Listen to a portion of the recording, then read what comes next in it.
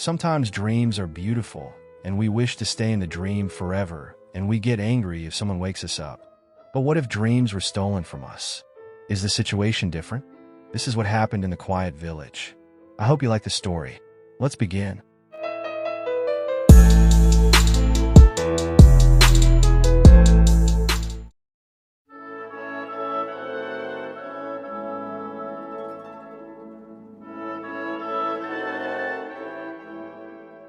In a quiet, forgotten village at the edge of a sprawling forest, an old woman named Elysia lived alone in a creaking, ivy-covered house. The villagers whispered tales about her, calling her the dream thief. Though no one dared to confront her, everyone in the village had experienced the peculiar loss of dreams when Elysia was near. Some claimed their ambitions faded. Others swore their nights became blank slates of empty sleep. Yet, none could explain why she stole dreams, or how. Elysia wasn't always feared. Decades ago, she was a healer, known for her soothing presence and the potions that helped children sleep. But after her husband's tragic death, she withdrew, vanishing for years into the forest. When she returned, she was different, quiet, watchful, her once kind eyes now shadowed with sorrow. Unbeknownst to the villagers, during her years of isolation, Elysia had discovered an ancient artifact buried beneath a twisted tree deep in the woods, a silver locket pulsing faintly with an otherworldly light. When opened, it revealed shimmering threads of color that flowed like liquid. The locket whispered promises of solace and renewal, but at a cost.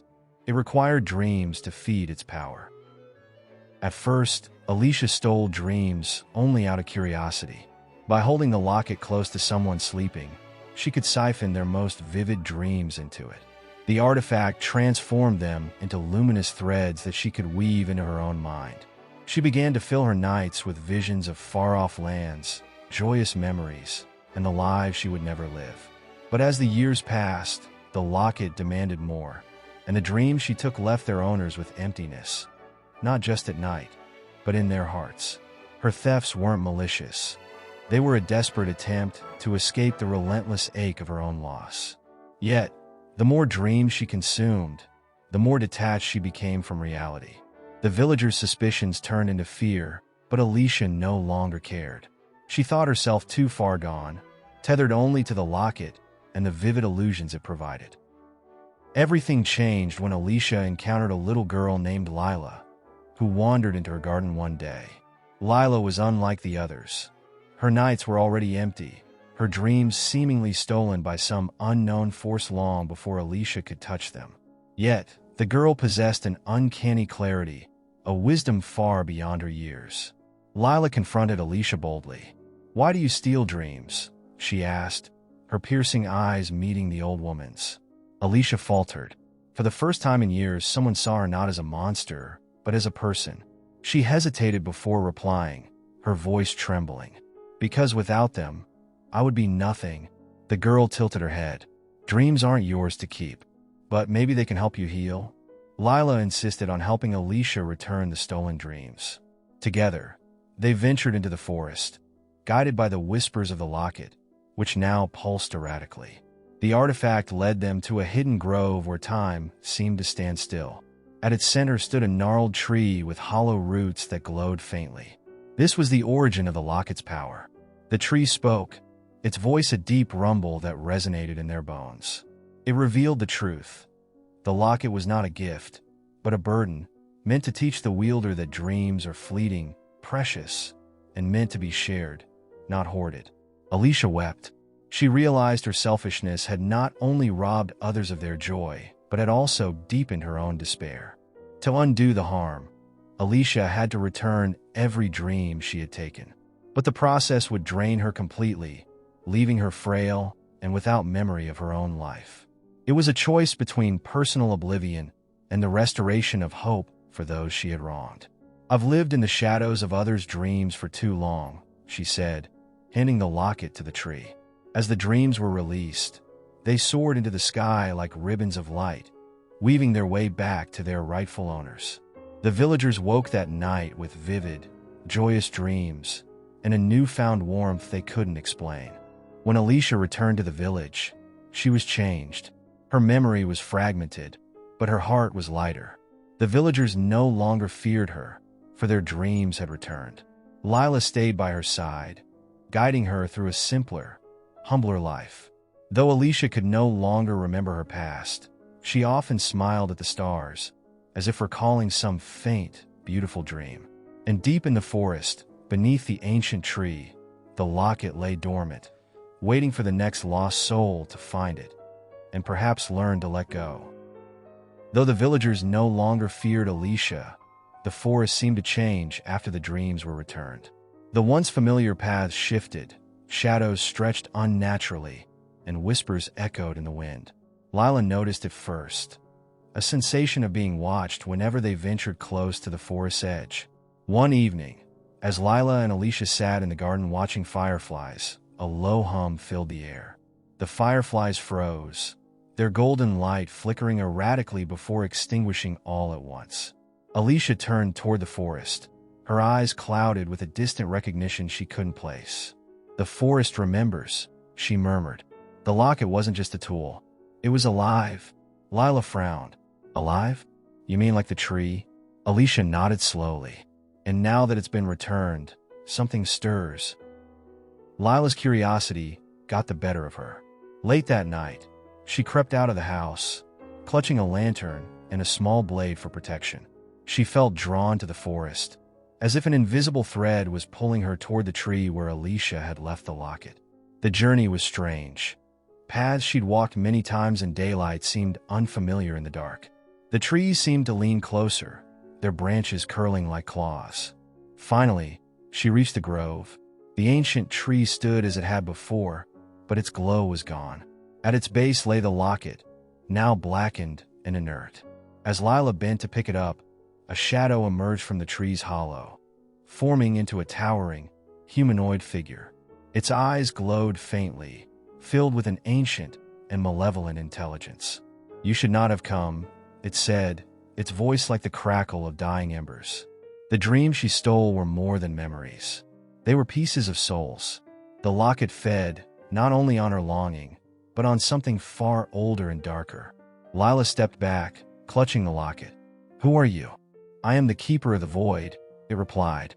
"The balance has been upset, and you have taken the place of the thief." Before Lila could react, the locket's surface shimmered and turned silver again. It burned in her hands, sending a surge of energy through her body. Visions flooded her mind. Endless lives, dreams, and nightmares, swirling together in an overwhelming torrent. The keeper loomed closer. "The locket has chosen you as its next bearer. You will carry the burden of dreams," as she did. "But beware, your heart is young and unscarred. It will not endure as hers did." Lila dropped the locket, trembling. "I don't want it." "You have no choice," the keeper said. "The locket binds itself to those who seek its secrets. You entered the grove. You claimed it. Now you must decide. Will you use its power to preserve dreams or to destroy them?" The next morning, Elysia awoke to find Lila pale and trembling, the locket around her neck. The old woman's fragmented memory stirred, and she recalled the same heaviness she'd felt when she first discovered the artifact. "Lila," she said softly, kneeling beside the girl. "Why did you go back?" "I didn't mean to take it," Lila whispered. "It chose me." Alicia's heart sank. She knew the cost of bearing the locket's power and the toll it would take on the girl. But there was no undoing it now. Instead, she resolved to guide Lila, hoping to spare her the mistakes she had made. "You don't have to face this alone," Elysia said. "Together, we can learn to use it wisely." But even as she spoke, the forest whispered, its shadows deepening. The locket pulsed faintly, as if alive, and Lila felt its weight, not just around her neck, but in her soul. Over the weeks that followed, Lila began to understand the locket's power. She could step into people's dreams, mending fractured hopes and easing hidden fears. But each time she used the locket, she felt a piece of herself slipping away, small but undeniable. Elysia warned her not to use it too often, but Lila's heart ached for the villagers who had suffered so long without dreams. She couldn't bear to watch them struggle, especially now that she had the power to help. Yet, the more she helped, the more the Keeper of the Void's words echoed in her mind. Your heart is young and unscarred. It will not endure. As the seasons passed, the forest grew darker, and the locket's demands grew stronger. Shadows began to creep into Lila's own dreams, whispering of a coming reckoning. One fateful night, the Keeper appeared to Lila again, this time in her dreams. The figure loomed larger than before, its presence suffocating. You cannot carry this burden forever, it said. The balance must be restored. You must choose. Surrender the locket to the void and let the dreams fade, or embrace your role and sacrifice yourself to sustain them. Lila looked into the Keeper's glowing eyes, her resolve hardening. She thought of the villagers, of Elysia's sacrifices, and of the dreams that had brought so much color to the lives of others. I'll find another way, she said. I won't let the dreams fade, and I won't give in to the void. The Keeper laughed, its voice a cold, hollow sound. There is no other way, but you are free to try. As the dream faded, Lila woke with a start. She knew her time was running out, but she was determined to defy the Keeper's warnings. Together with Elysia, she set out to uncover the locket's true origins, venturing deeper into the forest than anyone had ever dared. There, beyond the twisted trees and endless shadows, they would discover the truth about the locket, the Keeper, and the fragile thread connecting dreams to reality, and face a decision that would determine the fate of the dreaming world. The journey into the depths of the forest brought Lila and Elysia to a place where time itself seemed to fray, a clearing bathed in an eerie, golden light. At its center stood a massive, ancient tree, its roots entwined with glowing strands of light and shadow. It was the source of dreams, the origin of all the visions, hopes, and fears that flowed through the world. The Keeper of the Void emerged from the shadows, watching silently as Lila approached the tree. The locket around her neck grew heavy, pulsating like a heartbeat. Elysia reached out to steady her, but Lila shook her head. This is my choice, she said softly, her voice steady despite the fear swirling inside her. The Keeper spoke, its voice a mixture of patience and menace. You have come to the end. To restore balance, the locket must return to the source, but doing so will cost you everything. Your dreams, your future, your very existence. Lila turned to Elysia. If I do this, will the dreams stay? Will the world be free of this burden? Alicia's voice trembled. I don't know, child, but I believe dreams are worth saving. Lila nodded and stepped closer to the tree. As she raised the locket, the glowing strands reached for it, binding it to the tree's roots. The artifact's power surged, and the clearing was filled with light. Visions of countless dreams, beautiful and terrible, danced before Lila's eyes. She felt the weight of every hope, every fear, every fleeting wish that the locket had ever consumed. Do you accept this sacrifice? The Keeper asked one final time. Lila closed her eyes, tears streaming down her face. Yes. The light grew blinding as the locket dissolved into the tree, its essence absorbed into the glowing strands.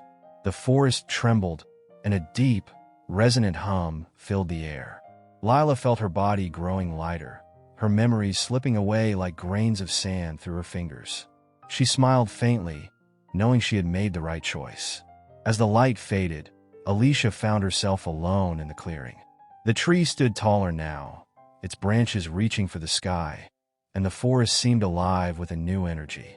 Dreams would flow freely again, no longer bound by the locket's power. But Lila was gone, her presence a faint echo in the golden light. Elysia knelt by the tree, tears falling onto its roots. You were braver than I ever was, she whispered. I'll make sure they remember you. The village awoke the next morning to a world transformed. Dreams returned, vibrant and full of life.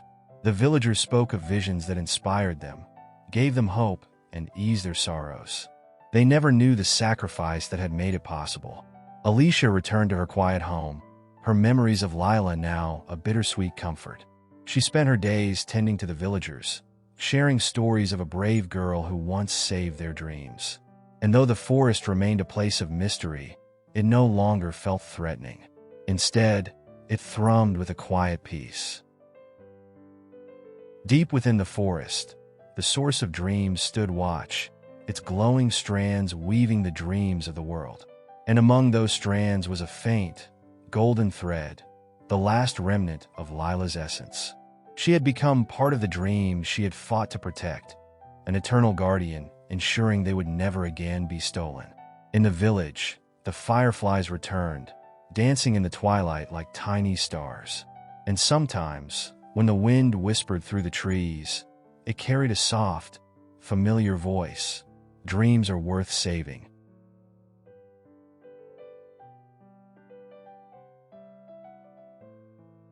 I hope you like the story. Don't be stingy to like and subscribe.